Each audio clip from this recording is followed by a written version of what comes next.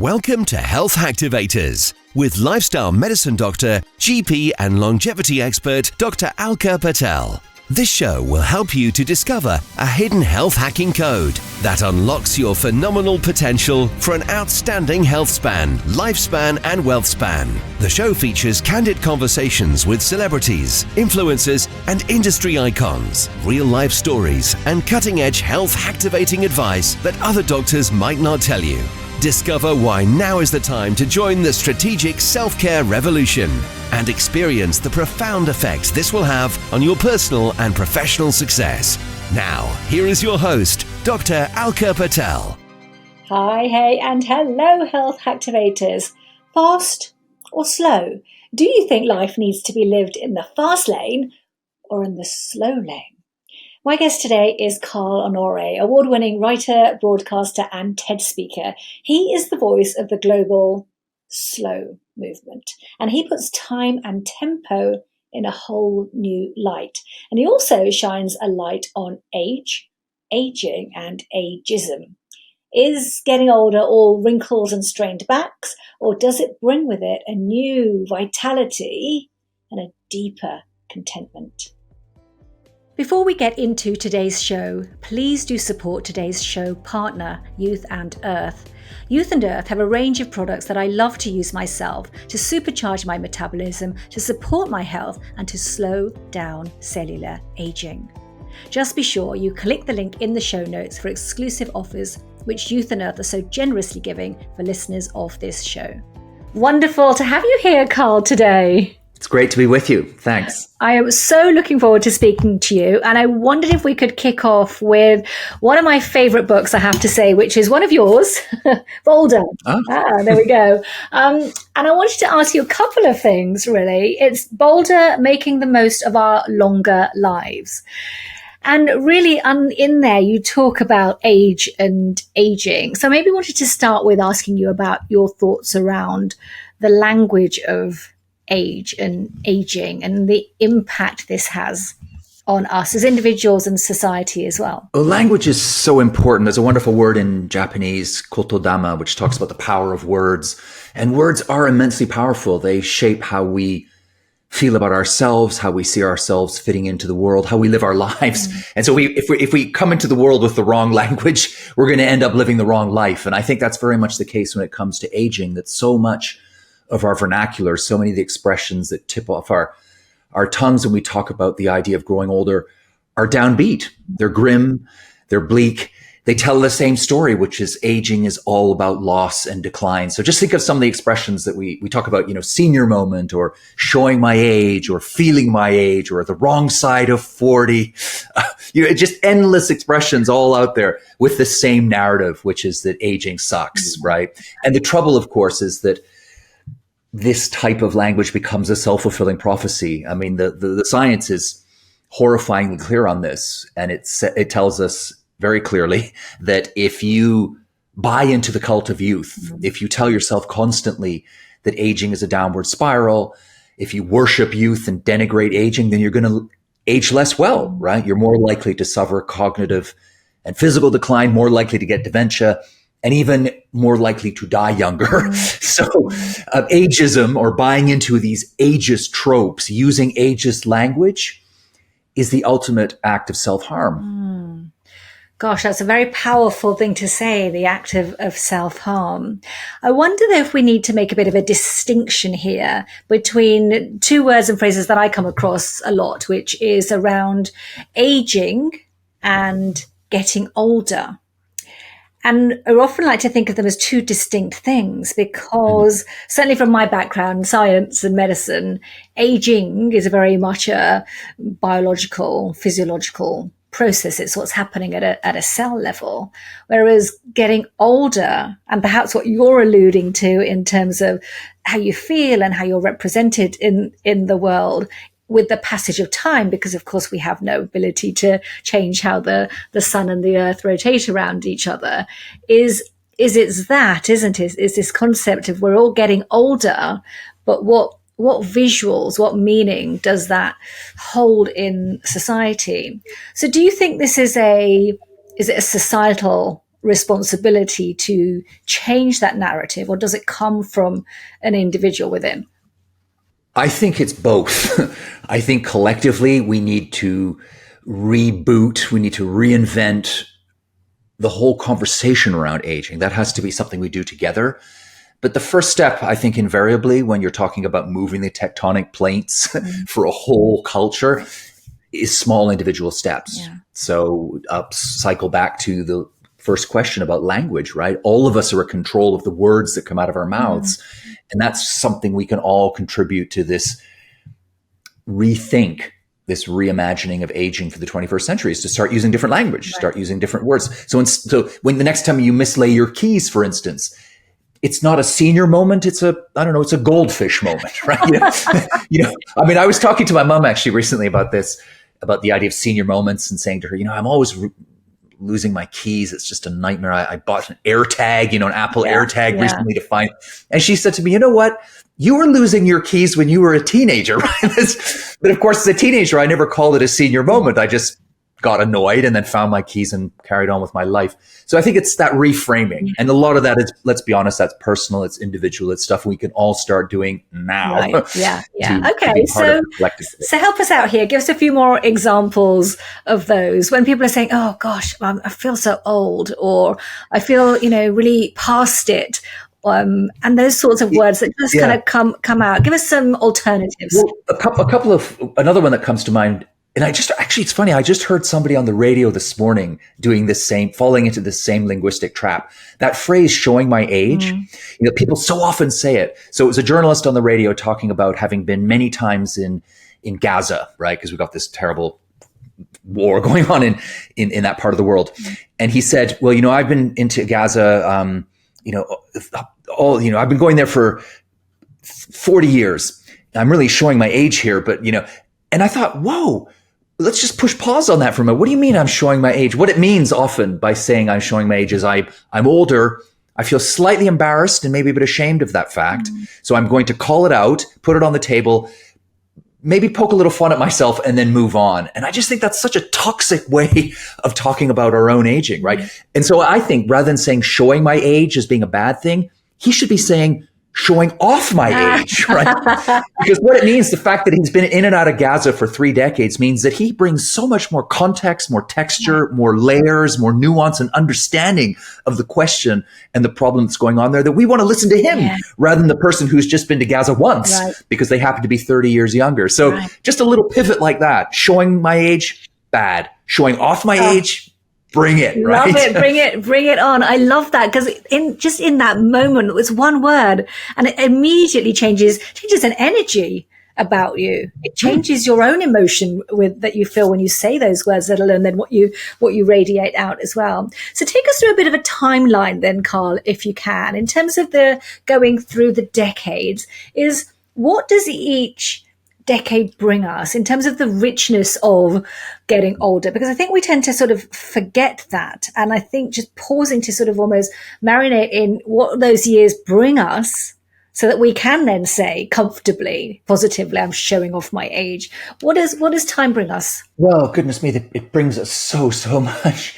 Where to begin? I mean, a starting point obviously is that generally as we get older, our social skills, our social acumen improves. So we get better at listening, at being part of a team, at relationships. We just get better, right? It's just experience. Having all that onboard background and experience allows us to negotiate our relationships better. So people in later life tend to will have fewer relationships, but those relationships will be richer. They'll bring us more joy. They'll bring us more meaning, more depth. So that's one thing to look forward to.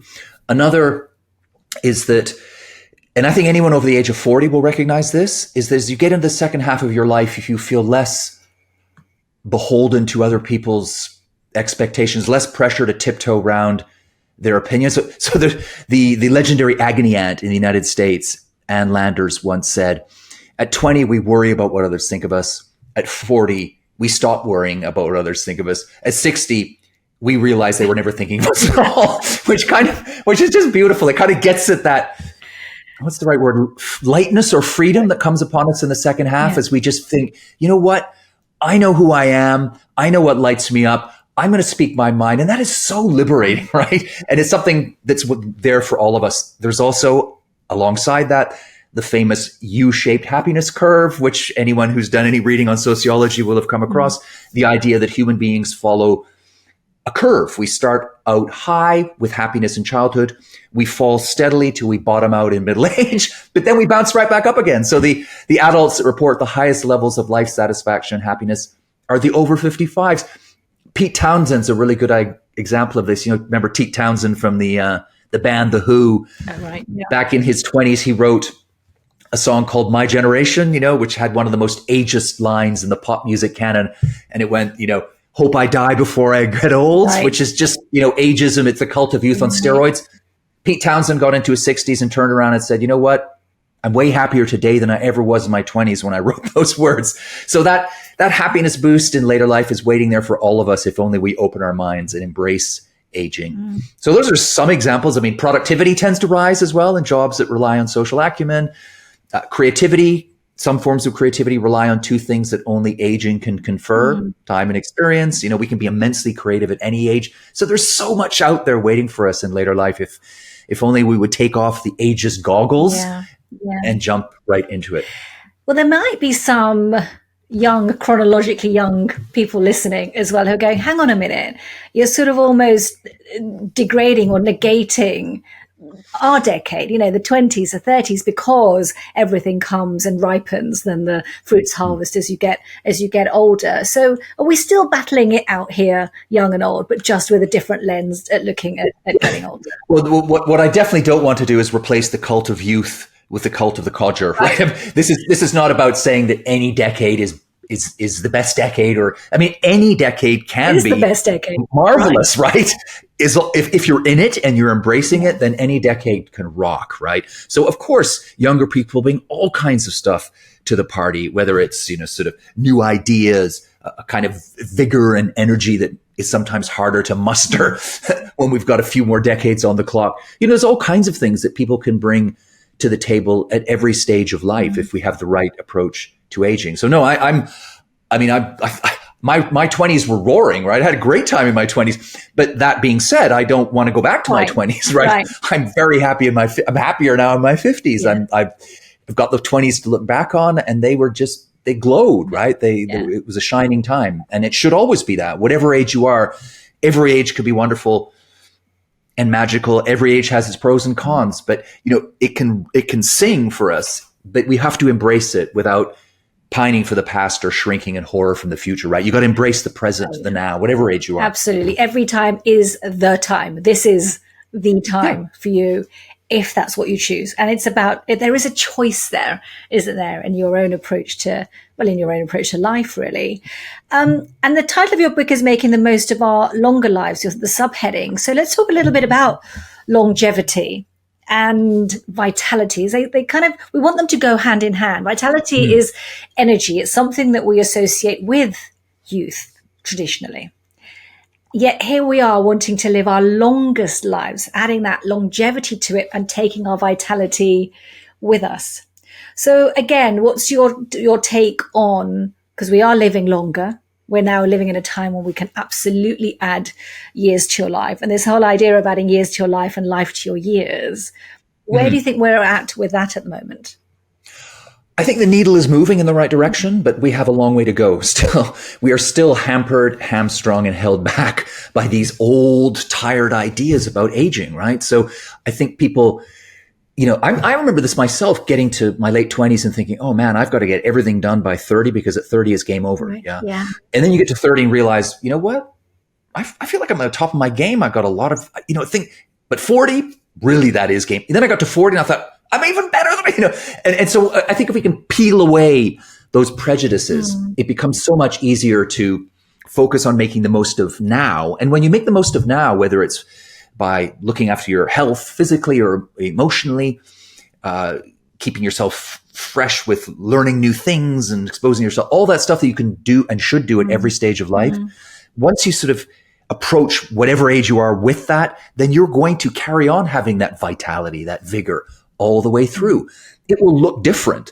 I mean, no one can run as fast at 69 as they could at 29. That's just not even elite athletes can do that. That's just the way it is. But it's like you've got a reservoir of vitality, and some of it will express itself through the body. Other parts of vitality will be expressed through creativity or love or sense of humor, all the other stuff that we bring. It's a huge arsenal of good things we can bring to the table, and they're going to change. You can have different strengths. It's like a Dungeons and Dragons character, right? You got different strengths at different stages of your life. And it's about celebrating those and making the most of them wherever you are on that journey. Yeah. No, I love that. The idea that you can express vitality in different ways. We associate it with a physical energy. But really, as you say, there's also there's a calmer energy that is also vital and expresses a vital part of it. It's hugely powerful, that kind of calm, which ties into my other work about slowing down, right? Because in this world that's enthralled to youth, we're all caught up in the cult of speed as well. So anything that has a whiff of slowness, we think, oh, that smacks of decline, that's boring, it's lazy, it's unattractive. When in fact, slowness can be beautiful. It can be immensely powerful. It can be majestic, right? If we could just take off the blinders and the blinkers and embrace it. So there is something about the pressure of time, though, isn't there? That there is this clock that's going to run out, and I've got to have hit, as you said, certain milestones at certain times, at certain decades. And I wonder if social media now is exacerbating this issue when you do see people on social media in their 20s having it all as such, and then in their 30s they've got the things we associate with life, the house, the car, the family, and then in their 40s they've moved on to the success of the business, etc. And all of this kind of sense that there's a pressure of time to do what is needed to be done. Yeah, there's a weird paradox going on at the moment. But on one hand, we're entering a new era where the old traditional 3-stage life path of learning, earning, and then retiring no longer makes sense. And it's actually dissolving and falling apart, and people are reinventing it and coming up with many more versions and exciting nuances on it. But at the same time, weirdly, we've got social media, which irons out the wrinkles and turns everything into a performance, and often imposes upon us a stultifying, uniform gold standard, right? And I think there's a lot of that going on social media with the hustle culture and people sort of constantly boasting or humble bragging about how they've hit this milestone at this point. And it puts out the toxic idea that there is only one version of success. There's only one way to live life to the fullest. And that is preposterous. It's also incredibly harmful because there are a million different ways. Everyone is going to have a different, can design their own path. And what I've written about in the book and a lot of my work is about saying, no, let's just turn away from this stifling idea that there's only one way to move through your life. There are so many different paths. And to step back and say, look, this is me. This is where I want to be at 29. This is where I aspire to be at 36. It doesn't matter what influencer X or influencer Y is doing. Okay, I may take a little bit of advice here and there from some of those people, but those are different people with different lives and different. And let's be honest, a lot of that stuff that's going on social media is actually untrue anyway, right? It's just performative. It's ersatz. It's fake. So I guess where I think we're moving towards, lurchingly, we're not getting there very smoothly, and there's a long way to go, is a world where everybody can write their own script at any age, right? So we'll have this whole smorgasbord of things to do or opportunities or boxes to tick. So it could be working, it could be taking a learning sabbatical, it could be starting a family, it could be traveling, it could be doing volunteer work, it could be just resting. And then we'll take all those things and we'll design our own script, So if I want to do a bit of volunteering at 34 and start a family at 37, okay, that's great for me. But if someone else wants to do those things at 24 and 20, let it rip. Right? Let it be. And I think that's really where we need to go, and I do actually think that's where we're going. Yeah. But and like you say, it's a very slow churn to get people to break through what has been held so long and so traditionally. And there are cultural elements to that as well. Sort of certainly in the West, there is this sort of one path leads to success. I think there's a much more kind of freer pace when you look at other countries around the world. So I think it's certainly coming from what you described, but there's a lot that needs to shift to make this the way we roll. We're talking about even things like the education system, starting from schools and people, the children, when they're the greatest absorbers of information being put in a system that doesn't necessarily nurture to that growth that is possible, but again, starts to pigeonhole learning in a very one-way street kind of way. And then that takes us up to then that kind of second decade as such, second phase you describe, which is earning. So something big needs to shift in the workplace if the years don't need to then count against you. Because at the moment they count against you, you hit a certain age, it's like the retirement word starts to kick in, or you're looked at strangely if you don't want to stop working, if it is part of your odyssey and journey in life, and that is part of your purpose and what gives you fulfillment. So what again do you think needs to happen there if we move into the kind of workspace and the workforce and employment culture? Well, I think we need a tectonic shift in the workplace. I mean, it is so much designed for a world that has not really been around with us for at least 30, 40 years, right? If it was ever useful, it's no longer relevant now. This idea of that you finish your education in your early 20s, you get on a career ladder that's a straight line up to a certain point. You're working more, you're earning more, and then you hit the end, and then you go to the golf course, right? It just stops one day. That is just ludicrous. That makes no sense in a world where our adults' lives may now be 60 years, comfortably, where we could be working and maybe wanting to work, possibly needing to work as well. So we need something much more fluid, much more bespoke.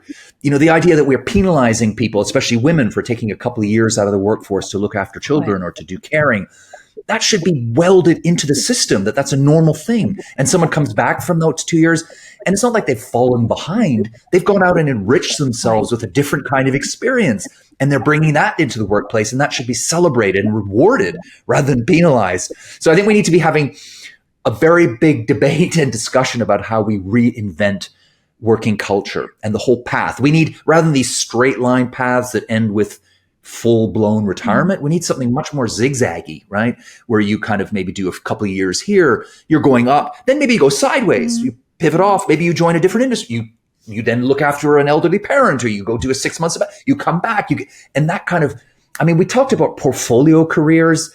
I don't hear that so much now, but I guess it's similar to that idea that we're kind of building different bricks and building a wall rather than a tower, right? Yeah. And we can move in different directions. And I think that's going to be so immensely liberating and invigorating for us individually, but it'll also be incredibly good for productivity, because it means that people will be able to bring their best selves. They will be able to bring so much to the companies and organizations that they're working for that we will all benefit collectively as well. So, the fruit is there on the tree, ripe, right in front of our faces. We just need to take the step towards. Yeah. And it's that variety, isn't it? And that layering of variety. So you don't fall into that kind of daily grind of life. And before you know it, your years have passed because you've just had nose to the ground, grinding away at earning. And yet what you've enabled to do instead is just kind of layer life with a real, as you say, kind of a diversity of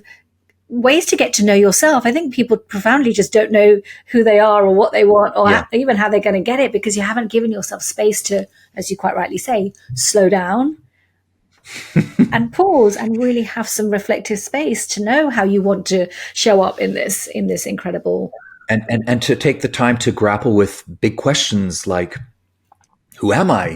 What's my purpose here? What kind of life, am I living the right life for me? And I think the pandemic was a real inflection point for a lot of people, because what was a pandemic if not a global experiment in slowness, right? We pushed a giant pause button. A lot of things stopped. And of course, many people, we all had different pandemics, and many people found themselves actually more busy. But a lot of people actually, for the first time, perhaps in their lives, stopped and had some time to reflect, to look inside, and realized that they'd been living in autopilot. Right? They were just sort of in a groove. They got into this track that could carry them 35, 40 years. They were 10 years in, and they never really thought about whether this worked for them, right? Because it was just what everyone else was doing. And so suddenly you're in the pandemic, people are at home and they're thinking, you know what? The pandemic, well, let's hope it's ended, but it seems to have, we come out and people are looking back and thinking, you know what? I don't want what I had before. I want something different. So you see so many people came out of the pandemic wanting to make seismic changes, like leaving bad relationships, changing careers, moving from the country to the city or the city to the country, changing professions, all these different things, right? I think came from the fact that we actually, we actually pause, slow down, and ask those big questions. Yeah, absolutely. But I've seen a reversal. It's so easy to go kind of fall back into type, go back into kind of old habits. And as many people that have made a switch and had those profound moments, there sadly seems to be many more that have just yearned to go back to how it was and have gone back to how it was. So some of these shifts haven't lasted. Like you say, it needs a bigger kind of a whole plate shift, a whole change of the very ground that we walk on to change in order for some of these shifts that the pandemic forced on us, and quite rightly so. And I loved it. I mean, that was a time of absolutely everyone needed it. You just kind of needed to take this pause and this sigh. Unfortunately, it happened with also a big amount of fear attached to it. Yeah. So Yep. I was not a fan of the pandemic. Although it's funny, when the pandemic hit, so many people wrote to me and said, "You must be so happy, right? The world has finally been forced to slow down." And I thought, dude, I have never at any point been happy about the pandemic. Total nightmare. But, nightmares can bring silver linings. And I think for a lot of us, it was a moment to take stock and to reset. And as you say, many people since the pandemic have pinged back, right? Like an elastic band, they've just gone straight back to what they had before.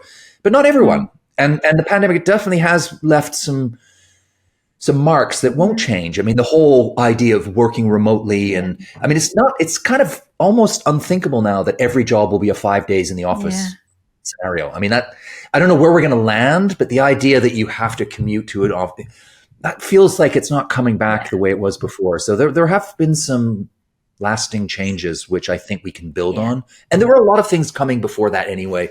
And if you look at the young generation coming up, this was before the pandemic. I think it's even more the case since, is that, they've got very different priorities. This is a generation who are looking at my generation and saying, I'm not sure if I really want that, right? I'm going to sacrifice my health, my morals, my dreams, my soul on what? The altar of a career that, may take me up to this point, but actually I could get 3 years in and the company just throws me out like a used tissue paper, and they're just saying, what? I want to be successful. I want to do well, but I also want to do good, right? They want the two things to go hand in hand. And so they're designing their own careers where they're digital nomads or where they have, I was just the other day, I was noticing on TikTok, one of the snail girl was trending, right? This idea of snail girls, this whole thing of it's, these sort of girl trends on TikTok. And it's a whole day of just living at a more gentle pace, right? Working, having big dreams, wanting to do stuff, but not wanting to drive yourself into the ground to plump up someone else's bottom line. So, the tectonic plates are moving here, and the pandemic moved them even further. Yes, we pinged back a little bit in some ways, but the general direction of travel, I think, is the way we want to go. And you're a traveler, aren't you, Carl? You love traveling around this amazing globe that we're on. What have you seen around the world, different cultures, different approaches to age and different generations that you feel we could perhaps kind of learn from and bring here?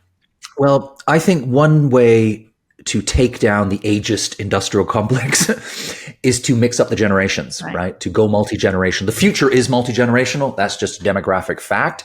But we need to create this cultural and social structures around that to make the most of it.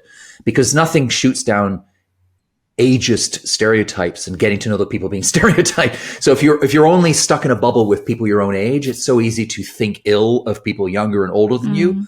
Let's tear down those walls and mix people up together. And we're seeing across the world many, many more initiatives now to mix up people of different ages. And I think some cultures have that more naturally built into them. I've just come back from Italy where, you'll see families, grandparents, everybody sitting around the table in the square, eating late together. Sorry.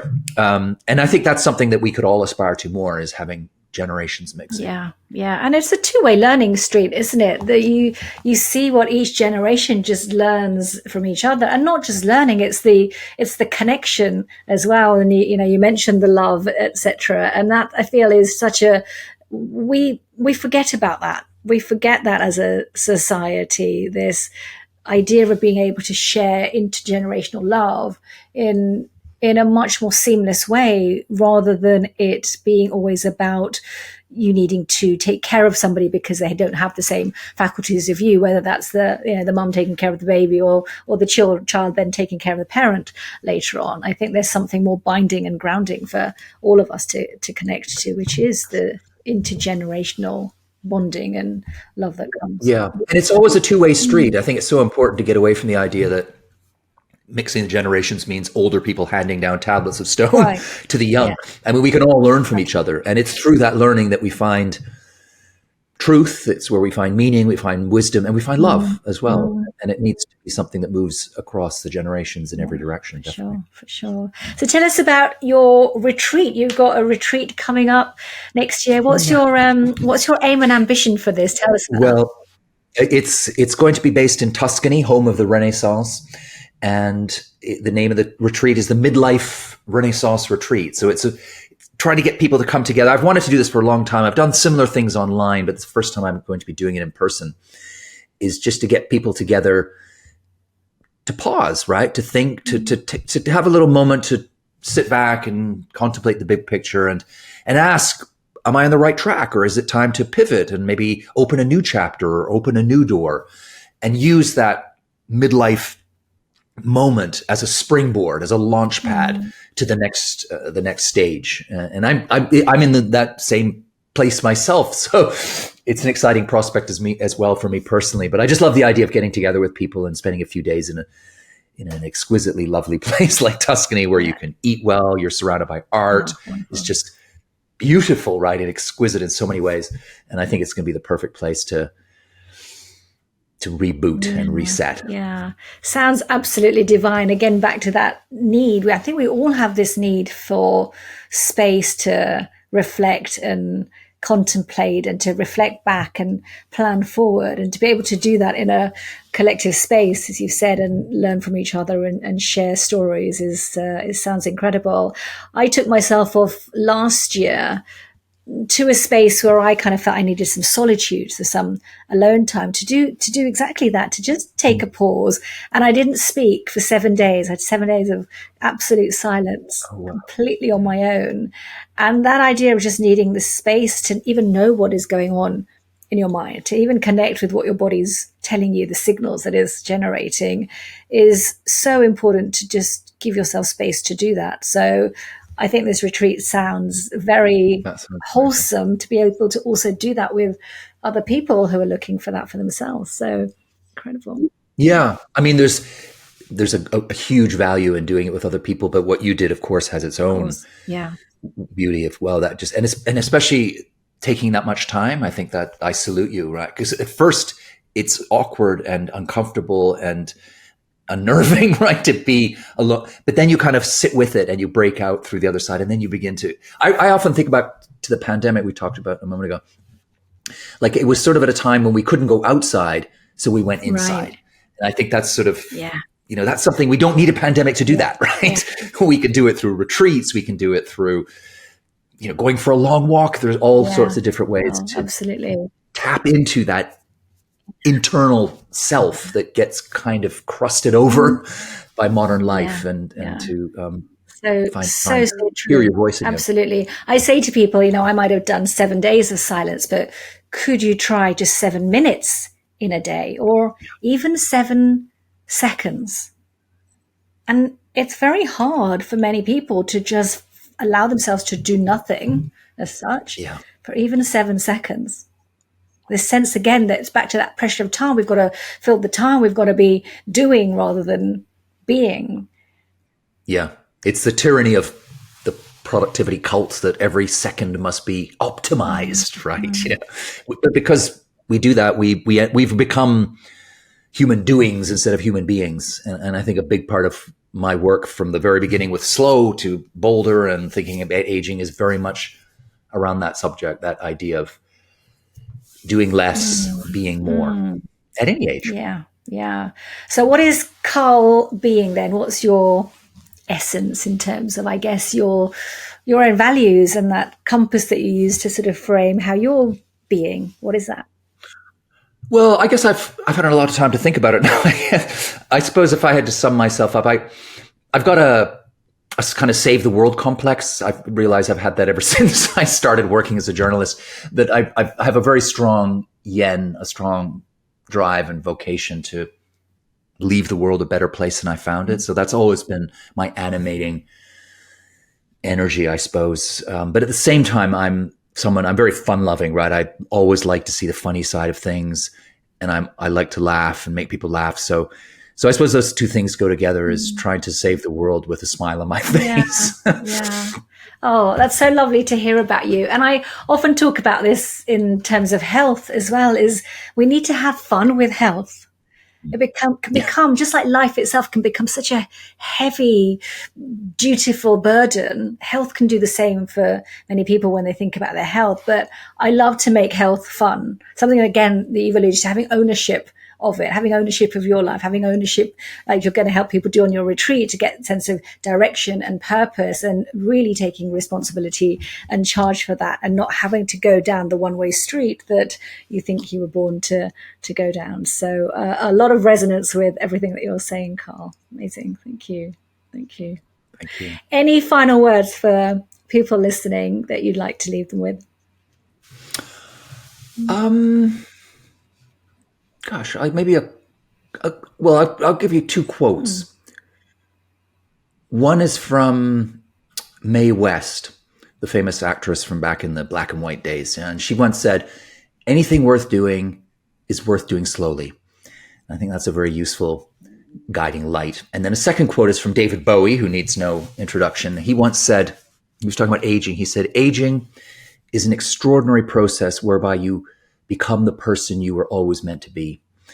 And I love that idea, that somehow aging is not this spiral downwards where every birthday makes you less and less yourself. The opposite is true, that you're getting to the core, you're getting to the essence of who you are. And that's richer and more joyous every day. It reminds me a little bit of Michelangelo famously talked about, seeing that his job as a sculptor was to see the block of granite, to see the angel in the block of granite or marble and set it free. And I kind of feel like aging is a little bit like that. It's a bit like that Bowie quote, that what we're doing when we're living and properly living is that we're chipping away at that stone to reveal our true selves. And we're getting closer and closer and closer to bringing that work of art that is each of us to fruition through living and aging in that spirit. I think is just wondrous. So that would be my final thought. Oh, wonderful. Thank you for leaving us with such a wondrous final thought. I've got visions of everything that you've just described as well. It is really this way of growing and then allowing yourself to go internal, getting to your core, and then liberating that. So thank you so much for sharing that, Carl. It's been an absolute pleasure speaking to you today. Thank you. I've enjoyed it from start to finish. Thanks very much. A wonderful message from Carl. Embrace every age. And I would certainly add to that in order for you to be able to embrace every age, what is paramount is to stay in the best shape that you can, to stay at your healthiest so you make the most of your longer life. Now, next week, I'll be doing a roundup of the highlights of this year's show, and I'll also be sharing some news with you. So stay tuned, and I wish you a health activating day.